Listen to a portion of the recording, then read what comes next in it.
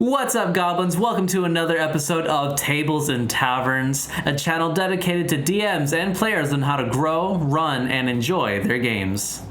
Roll the intro.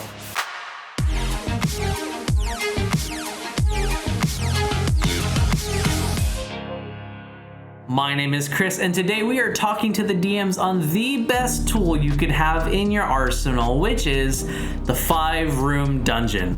Player videos are in yellow thumbnails and DM videos are in blue. The 5-room dungeon, according to Google, was originally created by a man named John 4. Big shout out to John. Thank you so much for this life-changing tool. The 5-room dungeon provides DMs with a template to quickly and easily build a dungeon crawl or any short adventure with 5 major locations. Now, why I love the 5-room dungeon is because they are easy to make, it provides you a lot of creative freedom, and it keeps the players engaged with a variety of tasks and quick and decisive combat. However, I found that if you are going to break them up into multiple sessions, I really only suggest breaking them up into 3. That way it just kind of keeps things moving. Alright, so here are the rooms. Room number 1, we have our entrance with a guardian. Room number 2, we have a puzzle or a role-playing challenge. Room number 3, we have a trick or a setback.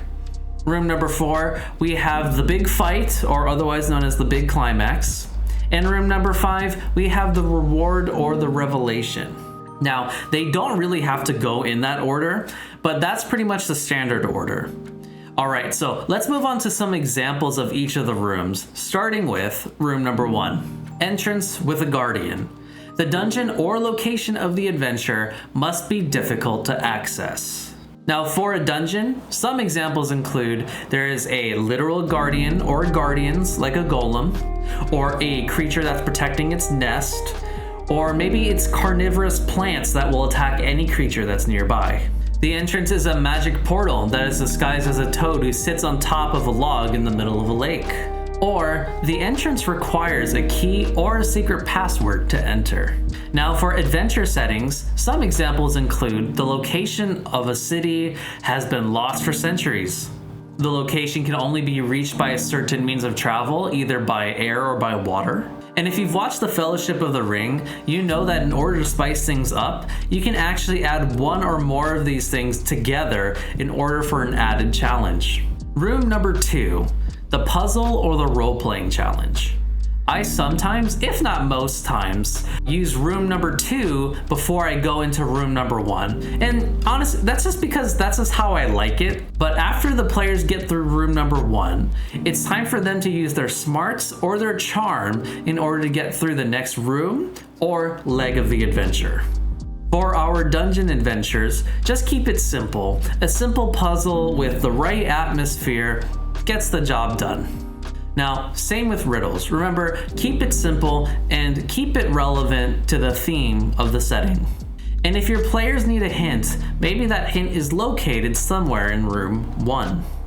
Or you can have some sort of troll or some sort of entity that will let the players pass through only if they offer a good enough sacrifice.